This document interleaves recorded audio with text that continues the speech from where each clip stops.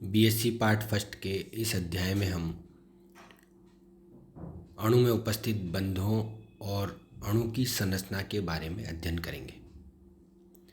कार्बनिक रसायन के इस भाग में हम देखते हैं कि किस प्रकार कार्बनिक रसायन में जिन अणुओं का अध्ययन किया जाता है या जिन संरचनाओं का हम अध्ययन करते हैं तो उनकी संरचनाएं किस प्रकार की हैं और उनके अंदर उपस्थित परमाणुओं के मध्य किस प्रकार का बंध पाया जाता है। उत्कृष्ट गैसों का इलेक्ट्रॉनिक विन्यास देखने से ज्ञात होता है कि हीलियम के अतिरिक्त समस्त उत्कृष्ट गैसों में बाह्यतम कोश में आठ इलेक्ट्रॉन होते हैं। अतः बाह्यतम कोश में 8 इलेक्ट्रॉन NH2 NP6 की उपस्थिति तत्वों के स्थायित्व को प्रदर्शित करती है। उत्कृष्ट गैसों के अतिरिक्त अन्य सभी तत्व जिनमें अष्टक या ऑक्टेट रीअरेंजमेंट नहीं होता है तो वह अणु अस्थायी होते हैं और ऐसे परमाणु अपने स्थायित्व प्राप्त करने के लिए अन्य परमाणुओं से क्रिया करके अपने अष्टक को पूर्ण करते हैं। रासायनिक क्रियाओं में भाग लेते हैं और रासायनिक बंध तथा अष्ट व्यवस्था प्राप्त करके स्थायी यौगिक बनाते हैं। ऐसा करने के लिए परमाणु कभी इलेक्ट्रॉन त्यागते हैं, कभी इलेक्ट्रॉन ग्रहण करते हैं और कभी इलेक्ट्रॉन को साझा करते हैं। इसी के अनुसार रासायनिक बंधन 3 प्रकार के होते हैं जिसका कि अध्ययन हम अकार्बनिक रसायन में भी करते हैं। पहले प्रकार का जो बंधन है वो है आयनिक बंधन या इलेक्ट्रोवैलेंट बॉन्ड। जब अति धन विद्युतीय व अति ऋण विद्युतीय तत्व परस्पर संपर्क में आते हैं तो अति धन विद्युतीय तत्व आवश्यकता अनुसार एक अथवा अधिक इलेक्ट्रॉन को पूर्ण रूप से त्याग कर एक स्थायी धनायन बनाते हैं। अर्थात वो इलेक्ट्रॉन त्याग देते हैं तो उस पर धनायन बन जाता है। और अति ऋण विद्युतीय तत्व आवश्यकता अनुसार एक अथवा अधिक इलेक्ट्रॉन ग्रहण करके स्थायी ऋणायन बनाते हैं और ये विपरीत आवेशित आयन परस्पर स्थिर विद्युत आकर्षण बल या आणविक बल द्वारा जुड़कर एक आयनिक यौगिक का निर्माण करते हैं। इस प्रकार हम देखते हैं कि जैसे सोडियम धातु जो कि 11वें स्थान पर परमाणु आवर्त सारणी में है तो ये एक इलेक्ट्रॉन त्याग करके Na+ बनाता है। उसी प्रकार क्लोरीन 17वें स्थान पर होने के कारण एक इलेक्ट्रॉन ग्रहण करके क्लोरीन माइनस आयन बनाता है। इस प्रकार Na+ और Cl- आपस में क्रिया करके NaCl लवण बनाते हैं। उसी प्रकार दूसरा प्रकार का जो बंध है वो है कोवलेंट बॉन्ड या सहसंयोजक बंध। कार्बनिक रसायन में इस प्रकार का बंध एक बहुत महत्वपूर्ण है क्योंकि कार्बनिक यौगिक अधिकांशतः सहसंयोजक बंधी होते हैं। इस बंध में परमाणुओं के मध्य इलेक्ट्रॉन गुण के युग्मों का साझा होता है और साझेदारी द्वारा एक स्थायी विन्यास प्राप्त करते हैं और साझित के इलेक्ट्रॉनों पर दोनों परमाणुओं का बराबर बराबर अधिकार होता है।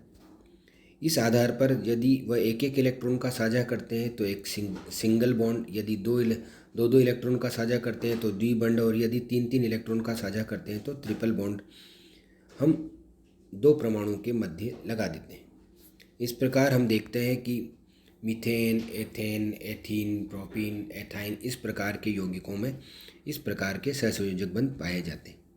तीसरे प्रकार का जो बंध है वो महत्वपूर्ण बंध है। ये एक विशेष प्रकार का सहसंयोजक बंध होता है। सहसंयोजक बंध की भांति ही इसमें भी 2 परमाणुओं के मध्य एक इलेक्ट्रॉन युग्म होता है। अंतर केवल यह होता है कि सहसंयोजक बंध में साजित इलेक्ट्रॉनों पर दोनों परमाणुओं का अधिकार होता है, परंतु उपसहसंयोजक बंध में साजित इलेक्ट्रॉन युग्म देने वाला केवल एक परमाणु होता है। दूसरे परमाणु का इलेक्ट्रॉन देने का कोई योगदान नहीं होता। जो परमाणु इलेक्ट्रॉन युग्म देता है उसे डोनर या दाता परमाणु कहते हैं और जो इलेक्ट्रॉन ग्रहण करता है उसे ग्राही परमाणु कहा जाता है। इस प्रकार परमाणु के पास इलेक्ट्रॉन लेने के लिए एक रिक्त कक्षक का होना आवश्यक है। इस बंध को हम तीर के निशान द्वारा प्रदर्शित करते हैं जिसे नोक द्वारा दाता परमाणु से ग्राही परमाणु की ओर दर्शाते हैं। जिस प्रकार RNC में हम देखते हैं कि नाइट्रोजन परमाणु अपना एक लोन पेयर कार्बन परमाणु को स्थायित्व प्राप्त करने के लिए दे रहा है, अतः उसमें एक तीर का निशान ये बताता है कि उसमें एक उपसहसंयोजक बंध है। इस प्रकार हम उपसहसंयोजक बंध को दर्शाते हैं। यौगिकों के गुण सहसंयोजक यौगिकों की भांति होते हैं। इस बंध जुड़े दोनों परमाणुओं का फॉर्मल आवेश आ जाता है। दाता परमाणु पर +1 और ग्राही परमाणु पर -1 फॉर्मल आवेश आ जाता है। किसी भी परमाणु के फॉर्मल आवेश को ज्ञात करने के लिए परमाणु की संख्या, उसमें से असहभाजित इलेक्ट्रॉनों की संख्या प्लस सहसंयोजक बंधों की संख्या को घटाने पर हमें फॉर्मल आवेश प्राप्त होता है। इस प्रकार हम RNC को देखें तो हम देखते हैं कि कार्बन पर फॉर्मल आवेश, चूँकि वो ग्राही परमाणु है, कार्बन के पास 4 इलेक्ट्रॉन है तो 4 - 2 + 3, असहभाजित इलेक्ट्रॉनों की संख्या 2 जो उसके पास है, प्लस 3 इलेक्ट्रॉन सहसंयोजक बंध द्वारा जुड़े हुए होते हैं। इस प्रकार उसमें फॉर्मल चार्ज -1 आ जाता है। बंध लंबाई। सहसंयोजक बंधों से बंधित किन्हीं दो परमाणुओं के नाभिकों के मध्य की दूरी बंध लंबाई कहलाती है, जिसे हम RAB, A और B परमाणुओं के मध्य की दूरी भी कहते हैं। नाभिकों के मध्य की दूरी, जिसमें A नाभिकों की त्रिज्या है जबकि RB B नाभिकों की त्रिज्या है, अर्थात वह निम्नतम दूरी जिस पर दोनों परमाणु पास पास आ जाते हैं उस दौरान उनके नाभिकों के मध्य की दूरी बंध लंबाई कहलाती है। इसी प्रकार बंध कोण किसी अणु में उपस्थित दो निकटवर्ती बंधों के मध्य का कोण बंध कोण कहलाता है। बंध कोण निम्न कारकों पर निर्भर करता है। पहला, केंद्रीय परमाणुओं के संकरण पर। केंद्रीय परमाणु के संकरण ही बंध कोण का निर्धारण करता है और संकरण में परिवर्तन के साथ साथ बंध कोण के मान में भी परिवर्तन हो जाता है। उदाहरण के लिए sp3 संकरण में बंध कोण 109 डिग्री 28 मिनट का होता है, जबकि sp2 व sp संकरण में बंध कोण के मान क्रमशः 120 डिग्री और 180 डिग्री होते हैं। जैसा कि हमने 11th और 12th कक्षाओं में भी देखा है कि मीथेन अणु में sp3 संकरण होता है, उसका बंध कोण 109 डिग्री 28 मिनट, जबकि BCl3 या बेरियम बोरॉन ट्राइक्लोराइड में हम देखते हैं कि 120 डिग्री का, क्योंकि इसमें sp2 होता है, और बेरियम डाइक्लोराइड में 180 डिग्री या sp संकरण होने के कारण 120 डिग्री का कोण पाया जाता है। इसी प्रकार केंद्रीय परमाणु पर लोन पेयर की स्थिति के आधार पर भी जैसे जैसे लोन पेयर की संख्या बढ़ती जाती है, लोन पेयर और बॉन्ड पेयर के मध्य प्रतिकर्षण बढ़ता जाता है, उससे बंध कोण में कमी आ जाती है। इसी प्रकार हम देखते हैं मीथेन में कोई लोन पेयर नहीं आता 109 डिग्री का, जबकि अमोनिया में एक लोन पेयर 160 डिग्री का, और जबकि जल में 2 लोन पेयर है अतः 104 डिग्री का बंध कोण पाया जाता है, जबकि तीनों में संकरण एक ही प्रकार का है। केंद्रीय परमाणु की विद्युत ऋणता। केंद्रीय परमाणु की विद्युत ऋणता बढ़ने पर बॉन्ड पेयर में प्रतिकर्षण बढ़ जाता है, साथ ही साथ बंध कोण के मान में भी वृद्धि होती है। इस प्रकार जब ऑक्सीजन और जल और H2S के अध्ययन करें तो दोनों में संकरण समान प्रकार का है, परंतु ऑक्सीजन की विद्युत ऋणता सल्फर से अधिक होने के कारण इलेक्ट्रॉन केंद्रीय नाभिक के नज़दीक आ जाते हैं और इलेक्ट्रॉन प्रतिकर्षण के कारण उसका बंध कोण का मान अधिक होता है। बंध ऊर्जा। जब बंध का विखंडन करते समय बनने वाली ऊर्जा अथवा बंध के निर्माण करने पर उत्सर्जित होने वाली ऊर्जा बंध ऊर्जा कहलाती है। अतः बंध ऊर्जा के निम्न 2 प्रकार से परिभाषित किया जा सकता है। पहला, बंध वियोजन ऊर्जा। 1 मोल बंध का विखंडन करते समय लगने वाली ऊर्जा बंध वियोजन ऊर्जा कहलाती है। उदाहरण के लिए H2O में पहले बंध को तोड़ने के लिए 118 किलो कैलोरी ऊर्जा की आवश्यकता होती है, जबकि दूसरे बंध को तोड़ने के लिए 100 किलो कैलोरी ऊर्जा की आवश्यकता होती है। अतः ये दोनों ऊर्जाएं बंध वियोजन ऊर्जाएं कहलाती हैं। औसत बंध ऊर्जा। यदि किसी अणु के लिए सभी बंधों की वियोजन ऊर्जाओं का औसत ज्ञात कर लिया जाए तो यह ऊर्जा औसत बंध ऊर्जा कहलाती है। उदाहरण के लिए H2O में औसत बंध ऊर्जा का मान, चूँकि पहले बंध को तोड़ने के लिए 118 किलो कैलोरी और दूसरे बंध को तोड़ने के लिए 100, अतः दोनों का योग डिवाइडेड बाय यानी 109 डिग्री किलो कैलोरी होता है। अनुनाद। ये एक महत्वपूर्ण अभिक्रिया है। जब किसी यौगिक के सभी गुणों की व्याख्या उसकी एक संरचना से संभव नहीं होती हो तो इस यौगिक की कई संरचनाएं दी जाती हैं। ये सभी संरचनाएं अनुनादी संरचनाएं कहलाती हैं। यह घटना को ही हम अनुनाद कहते हैं। अनुनाद में पाई इलेक्ट्रॉन का स्थानांतरण होता है, अतः पाई इलेक्ट्रॉन के विस्थानीकरण की घटना को ही हम अनुनाद कहते हैं। यह अभिक्रियाएं या अनुनाद की जो घटना है वो हमें बेंजीन वलय में अच्छी तरह दिखाई देती है, क्योंकि इसमें पाई इलेक्ट्रॉन का स्थानांतरण पूरी वलय में होता है, अतः एक अनुनादी संकर बन जाता है। यौगिक की वास्तविक संरचना सभी अनुनादी संरचनाओं का सम्मिलित रूप होती है, जिसे अनुनादी संकर कहा जाता है। अनुनादी संकर का स्थायित्व सभी अनुनादी संरचनाओं से अधिक होता है, अतः अनुनाद के कारण ऊर्जा का उत्सर्जन होता है। इस ऊर्जा को अनुनादी ऊर्जा कहते हैं। अनुनाद के प्रभाव। अनुनाद के कारण स्थायित्व में वृद्धि होती है परंतु क्रियाशीलता में कमी आती है। उदाहरण के लिए वाइनिल क्लोराइड का हम अध्ययन करें तो हम देखते हैं कि वाइनिल क्लोराइड अनुनाद के कारण स्थायी हो जाता है और इसकी क्रियाशीलता एथिल क्लोराइड से कम हो जाती है। इसी प्रकार क्लोरोबेंजीन वाइनिल बेंजीन की तुलना में अधिक अनुनादी संरचनाएं दर्शाता है।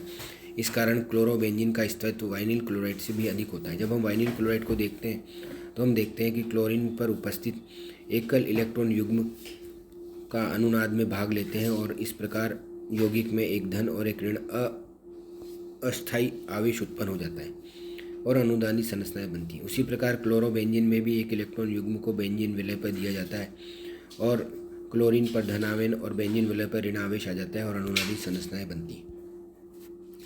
अनुनाद के कारण एकल बंध के लक्षण आ जाते हैं। इसी प्रकार द्विबंध में एकल बंध के लक्षण आ जाते हैं। अतः अनुनाद में भाग लेने वाले सभी बंधों के मध्य लंबाई बराबर हो जाती है। जिस प्रकार बेंजीन में हम देखें तो उसमें पाई इलेक्ट्रॉन अवृ पूरे वलय में घूमता है, अतः उसमें द्विबंध और सिंगल बॉन्ड दोनों के युग्म आ जाते हैं। इसी प्रकार एसीटेट CO2 माइनस आयन में भी अनुनादी संरचनाएं पाई जाती हैं। ये कार्बोक्सिलेट आयन है और इसके कारण इसमें द्विबंध और सिंगल बंध दोनों की गुण पाए जाते हैं। अति संयुग्मन प्रभाव के उपयोग। हाइपर कॉन्जुगेशन किसी भी परमाणु पर उपस्थित हाइड्रोजन या सिग्मा बंध के अस्थायी रूप से टूटने पर बनता है। वो बंध तो वहाँ उपस्थित रहता है परंतु हमें ऐसा प्रतीत होता है कि बंध टूट गया है। इस प्रकार का जो बंध किसी अणु में पाया जाता है तो वह उसमें हाइपर कॉन्जुगेशन या अति संयुग्मन उत्पन्न करता है। एल्किल मुक्त इसके आधार पर स्थायित्व। एल्किल मुक्त मूलक में इलेक्ट्रॉन का अष्टक पूरा नहीं होता, अतः कार्बन परमाणु पर इलेक्ट्रॉन न्यूनता होती है। यदि इस कार्बन परमाणु से एक मेथिल समूह जोड़ दिया जाए तो अति संयुग्मन प्रभाव के कारण निम्न अनुनादी संरचनाएं होती हैं। यदि हम मेथिल परमाणु को देखें तो हम देखते हैं कि हाइड्रोजन परमाणु अपने बंध को अस्थायी रूप से तोड़ देता है परंतु वह जुड़ा उसी परमाणु से रहता है। इस प्रकार उसमें बंध का स्थानांतरण एक परमाणु से दूसरे परमाणु पर होता रहता है। अतः कार्बन परमाणु से जुड़ने वाले एल्किल समूह की संख्या जैसे जैसे बढ़ती है अल्फा हाइड्रोजन परमाणु की संख्या भी बढ़ जाती है। अतः अनुनादी संरचनाओं की संख्या बढ़ जाने के कारण एल्किल मुक्त मूलकों का स्थायित्व बढ़ जाता है। कार्बोनियम आयन का स्थायित्व। कार्बोनियम आयन के स्थायित्व में भी हाइपर कॉन्जुगेशन महत्वपूर्ण भूमिका निभाता है। कार्बोनियम आयन में कार्बन परमाणु पर धनावेशित उपस्थित रहता है। यदि इस कार्बन परमाणु से एक मेथिल समूह जोड़ दिया जाए तो अति संयुग्मन प्रभाव के फलस्वरूप निम्न अनुनादी संरचनाएं बनती हैं और हम देखते हैं कि एक नॉन बॉन्ड यौगिक प्राप्त होता है। वहाँ बंध तो उपस्थित होता है परंतु दिखाई नहीं देता। धनावेशित कार्बन से जुड़ने वाले एल्किल समूह की संख्या जैसे जैसे बढ़ती जाती है अल्फा हाइड्रोजन परमाणुओं की संख्या भी बढ़ती जाती है। इस कारण कार्बोनियम आयनों का स्थायित्व बढ़ जाता है। हम देखते हैं कि मेथिल धनायन, एथिल धनायन, 2 प्रोपिल धनायन और इसी प्रकार 3 डिग्री धनायन में हम देखते हैं कि अल्फा हाइड्रोजन की संख्या जैसे जैसे बढ़ती है तो उनके स्थायित्व में भी वृद्धि होती जाती है। एल्किल बेंजीन की क्रियाशीलता। एल्किल बेंजीन वलय से एक मेथिल समूह को हाइड्रोजन प्रतिस्थापन के द्वारा जोड़ दिया जाए तो अति संयुग्मन प्रभाव के कारण अल्फा हाइड्रोजन की संख्या में वृद्धि होती है। इस कारण उसमें संयुग्मन प्रभाव के कारण अनुनाद पाया जाता है और उसका स्थायित्व बढ़ जाता है। उपरोक्त अनुनादी संरचनाओं के कारण वलय में ऋणावेशित उत्पन्न हो जाता है। इस कारण वलय की क्रियाशीलता में वृद्धि हो जाती है। अल्फा हाइड्रोजन परमाणुओं की संख्या जैसे जैसे बढ़ती जाती है अनुनादी संरचनाओं की संख्या भी बढ़ती जाती है। अतः एरोमेटिक यौगिकों की क्रियाशीलता में वृद्धि होती है। जब हम देखते हैं कि टोलुइन, एथिल बेंजीन या आइसोप्रोपिल बेंजीन या फिर टर्सरी ब्यूटिल बेंजीन को हम देखें तो हम देखते हैं कि अल्फा हाइड्रोजनों की संख्या जैसे जैसे बढ़ रही है वैसे वैसे उनकी क्रियाशीलता बढ़ती जाती है। एल्कीन के स्थायित्व। अति संयुग्मन के प्रभाव के आधार पर ही सेजेफ नियम को समझाया जा सकता है। इस नियम के अनुसार वह एल्कीन अधिक स्थायी होती है जिसमें द्विबंध कार्बन से जुड़ने वाले एल्किल समूह की संख्या अधिक होती है। यदि एल्कीन असंतृप्त कार्बन पर एक मेथिल समूह जोड़ दिया जाए तो अतिसंयुग्मन प्रभाव के फलस्वरूप निम्न अनुनादी संरचनाएं बनती हैं और ये उसके स्थायित्व में वृद्धि करती है। द्विबंध कार्बन से जुड़ने वाले एल्किल समूहों की संख्या जैसे जैसे बढ़ती जाती है, अल्फा हाइड्रोजन परमाणु की संख्या भी बढ़ती जाती है। अतः इस अतिसंयुग्मन प्रभाव के फलस्वरूप अनुनादी संरचनाओं की संख्या बढ़ जाने से एल्किन के स्थायित्व में भी वृद्धि होती है। इस प्रकार हम देखते हैं कि एथीन या मेथिल एथीन, या जिसे हम प्रोपीन भी कहते हैं, या डाईमेथिल एथीन, या सिस मेथिल एथीन ब्यूटीन, या टेट्रामेथिल एथीन, जो कि इसका व्युत्पन्न नाम है, इसमें अल्फा हाइड्रोजन की संख्या बढ़ने से उसके स्थायित्व में वृद्धि होती है। केंद्रीकृत व विकेंद्रीकृत रासायनिक बंध। केंद्रीय अणुओं में विद्यमान सहसंयोजक बंध यदि दो परमाणुओं के मध्य केंद्रीकृत हैं तो उसे केंद्रीकृत बंध कहते हैं। लेकिन कभी कभी कार्बनिक अणुओं में सहसंयोजक बंध इलेक्ट्रॉन दो बंधित परमाणुओं पर केंद्रित न होकर पूरे अणु पर विकेंद्रित हो जाते हैं, जैसा कि हमें 1,3-ब्यूटाडाइन या 1,4-पेंटाडाइन में देखने को मिलता है। इसमें हम 1,3-बेटाडाइन में देखते हैं कि उनमें जो इलेक्ट्रॉन उपस्थित हैं बंध में, वो पूरे चारों कार्बन परमाणुओं पर विकेंद्रित हैं, जबकि 1,4-पेंटाडाइन में हम देखते हैं कि वो केवल सिर्फ दो परमाणुओं तक ही सीमित हैं। इसी प्रकार बेंजीन में भी तीनों पाई बंध विकेंद्रीकृत होते हैं। इसी कारण बेंजीन की केकुले संरचना इस प्रकार की दर्शाई जाती है कि उसमें कार्बन पर बेंजीन वलय पर मध्य में एक गोलाकार संरचना दिखाई देती है। इसी प्रकार हम देखते हैं कि एलिल और बेंजील आयन को जब हम अध्ययन करते हैं तो एलिल और बेंजीन आयन में भी हम देखते हैं कि इसी प्रकार की संरचना होती है, और बेंजील पर कार्बन CH2 धनायन होता है और ये अपना एक इलेक्ट्रॉन बेंजीन वलय से लेकर बेंजीन वलय पर धन आवेश अपने आप अनुनादी संरचनाएं दर्शाता है। उसी प्रकार एलिल परमाणु में भी CH2+ आयन होता है और पाई बंध के साथ अनुनादी संरचनाएं रखता है। अंतर्निहित या समावेशी यौगिक, इंक्लूजन कंपाउंड्स। यदि किसी यौगिक में जालक के छिद्रों में अन्य पदार्थ के अणु इस प्रकार फिट हो जाएं कि वे दोनों संयुक्त रूप से एक पदार्थ की भांति व्यवहार करें, लेकिन उनके मध्य में न तो किसी प्रकार की रासायनिक अभिक्रिया हो न कोई रासायनिक बंध बने, तो इस प्रकार के बंध बने हुए यौगिक अंतर्निहित यौगिक या इंक्लूजन कंपाउंड कहलाते हैं। इनमें जो मुख्य पदार्थ अर्थात जिनमें क्रिस्टल जालक होते हैं उसे मेजबान या होस्ट कहते हैं, और जिस पदार्थ के अणु उसमें अंतर्निहित होते हैं उसे गेस्ट कहते हैं। ये दो प्रकार के होते हैं। पहला वाहिका या नाल यौगिक, चैनल और कैनाल कंपाउंड। जैसा कि इसके नाम से ही पता है, इन यौगिकों में मेजबान अणु कुछ इस प्रकार व्यवस्थित हो जाते हैं कि उनके मध्य एक लंबी वाहिका या नली जैसा स्थान बन जाता है, और ये लंबी श्रृंखला युक्त यौगिक वहाँ उपलब्ध होते हैं तो वह इस नाल मेहमान के अणु में फिट हो जाते हैं। इस प्रकार वाहिका या नाल यौगिकों का निर्माण होता है।